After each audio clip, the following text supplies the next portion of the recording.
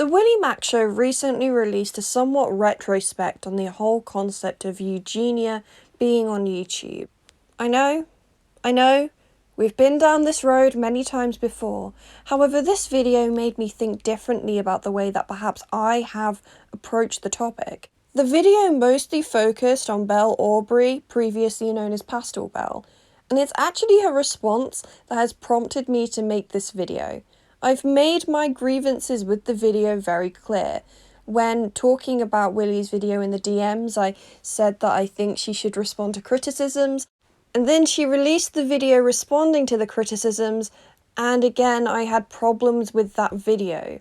I wouldn't be making this video right now if her response video didn't rub me the wrong way. I think the first and foremost thing that I'm going to say in this video is that a lot of this video and the previous video she did responding to criticisms falls into a genetic fallacy.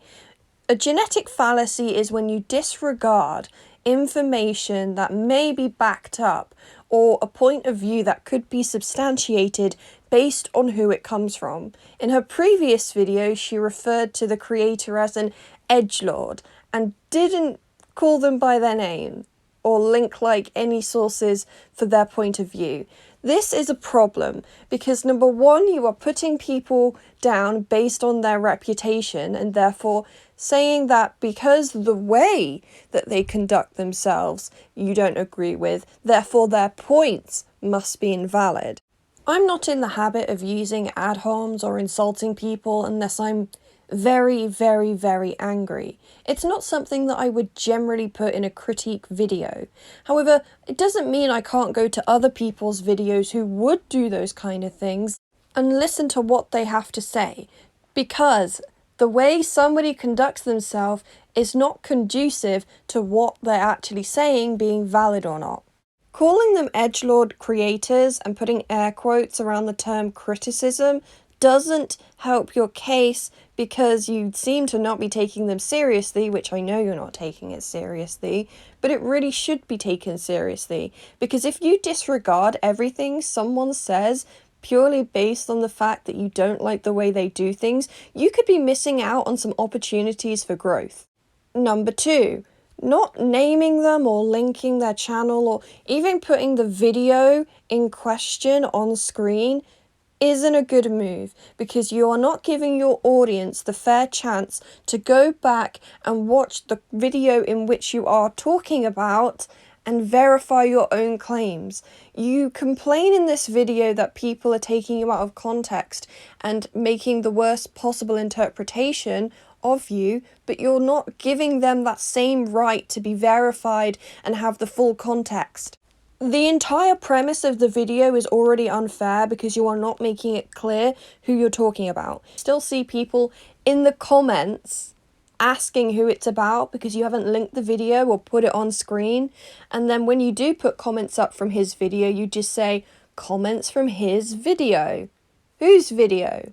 This is not proper citation. Moving on, Belle states that she has never supported the idea of deplatforming somebody because they are sick. You did, though, because of the petition.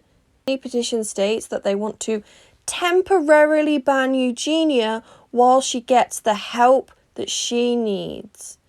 That is still deplatforming somebody. It doesn't matter if it's temporary or not, it is still taking somebody's platform away. They also failed to actually define temporarily. What does that mean? Does it mean a month? 6 months? A year? How long are we giving Eugenia to get the help she needs? It also works off of the assumption that she will get help. For all these people know, they could just be removing Eugenia from the platform and just letting her rot, essentially. We don't know that this will push her to get help. We don't know whether she will get help should the platforms be removed. So these people are basically saying, F off Eugenia, good luck. Because that's what it is.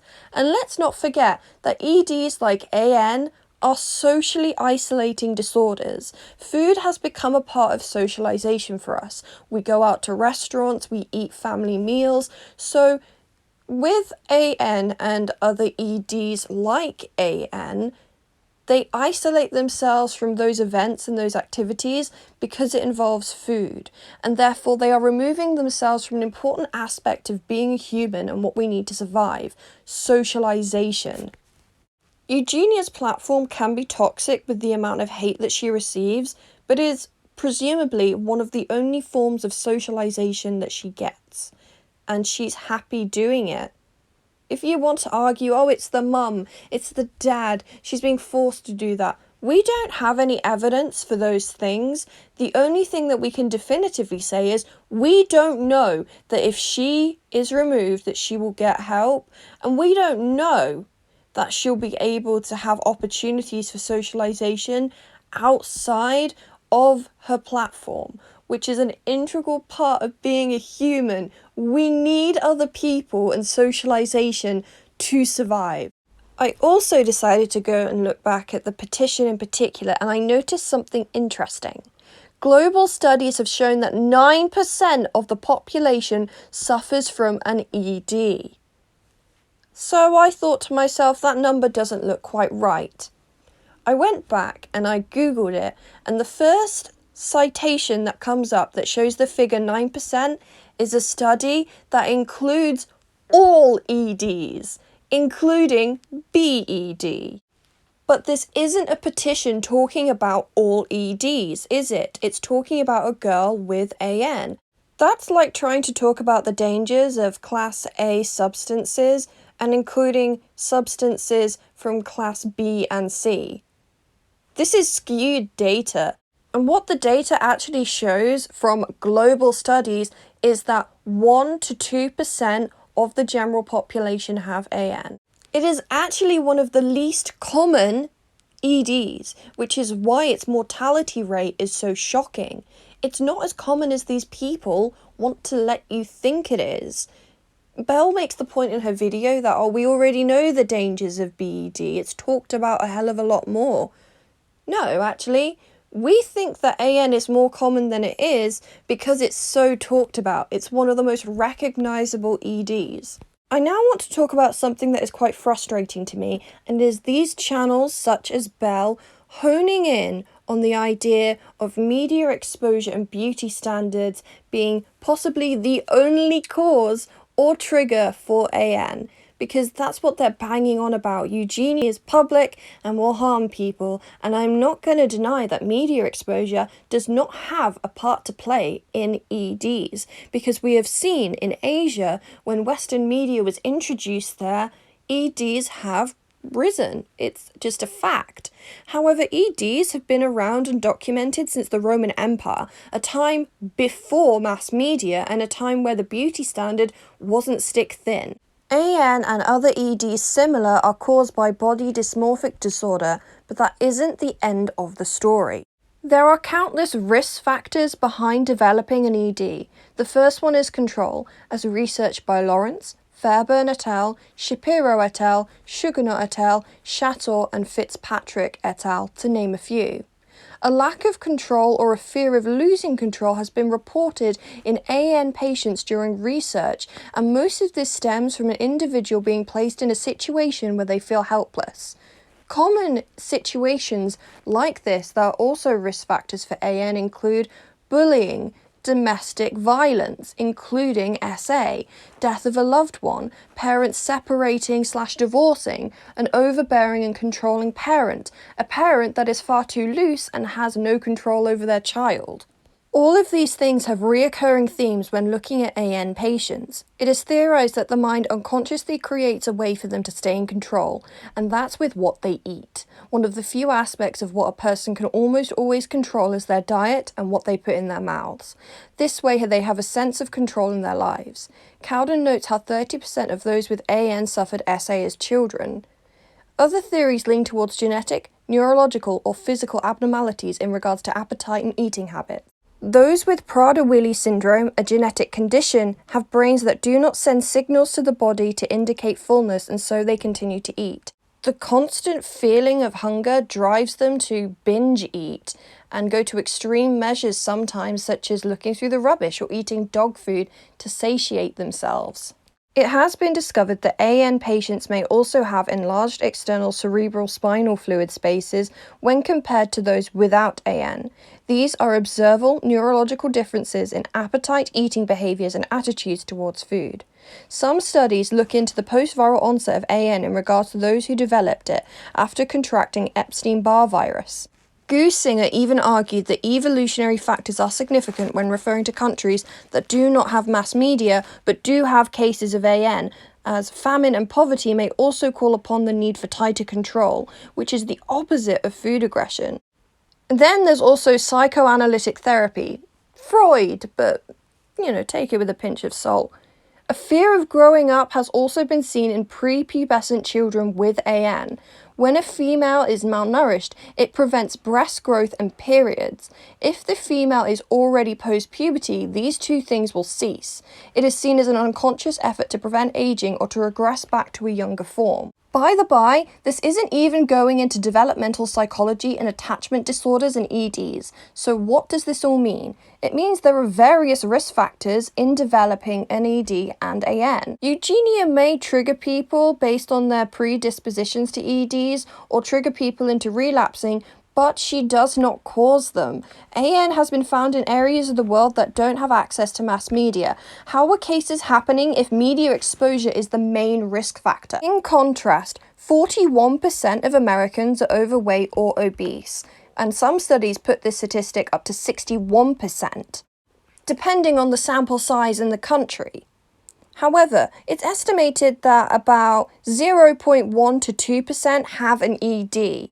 And when doing your own research, it's very important that you look at the participants in the study or those who are being studied. Because if you're looking at a study that takes place in a mental institution, then you already have a biased sample size.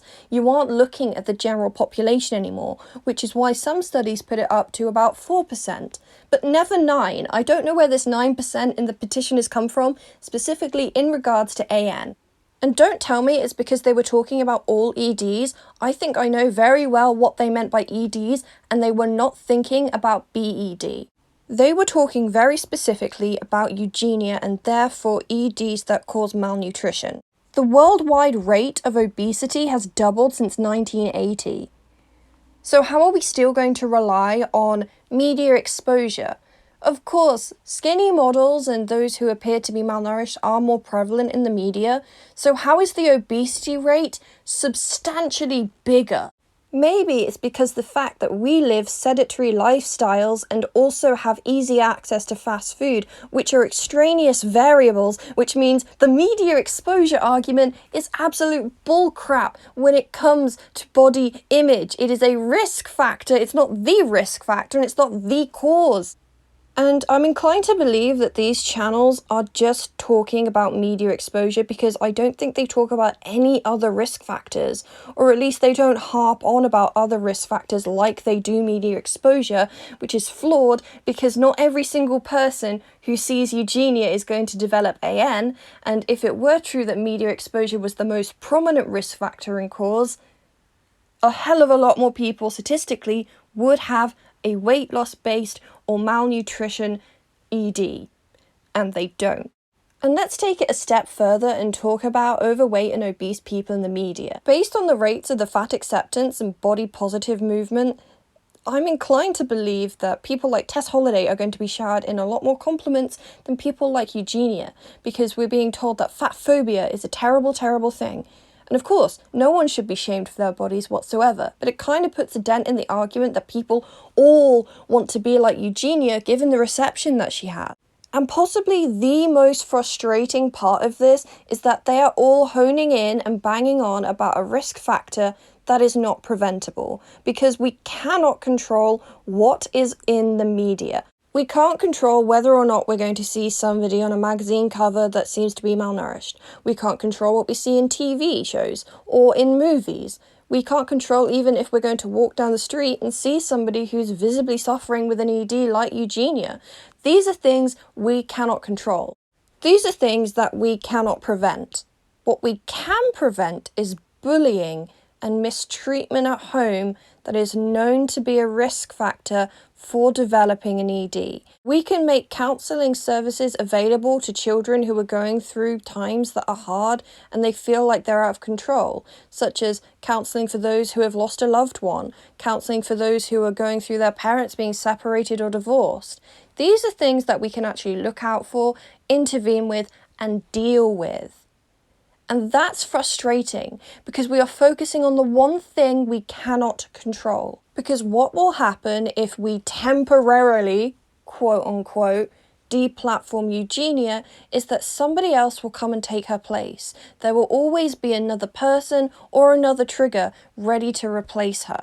So, as a society, we live in a society, there are things that we can do and ideas and support systems that we can encourage that can actually help people rather than honing in on one individual whose life and presence we can't control without berating the platforms that allow her to be there. There are things that we can actually do to look after our mental health and be in control of our mental health without going to these lengths. In the short term, you can block accounts and you can mute certain words and you can ask YouTube not to recommend you things. I know the system is faulty. That's up to YouTube to fix, because if YouTube fixes that problem, then any other future triggers can be avoided. And I would recommend not going on the trending page and only searching up certain channels or topics that you actually want to look at. But this is only short term, because as I've said before, we need to learn to manage our own triggers, because triggers can be anywhere at any time. So we need to focus on effective treatment and management of our own mental health.